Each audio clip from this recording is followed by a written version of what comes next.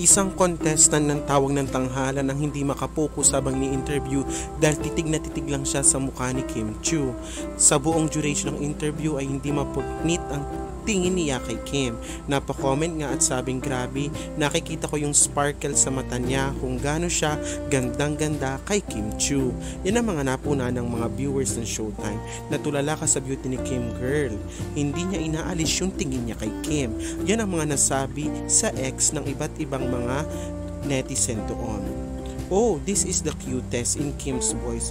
Yung makaktitig lang siya kay Kimi kasi gandang-ganda siya and paulit-ulit niyang sinasabi, this is legit. Sabi naman ng isa, relate ako sa girl.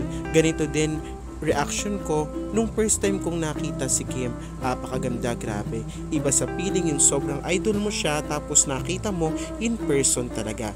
Kim Chiu lang hanggang dulo. Maganda talaga naman si Kim Chiu kahit walang makeup. Nakita ko si Kim sa personal, walang makeup siya. Bongga, diba? At sa larawang to makikita natin kung gaano kasaya ang isang babae habang titig na titig kay Kim Chiu. Ang ganda niyo talaga. Ano pala story ng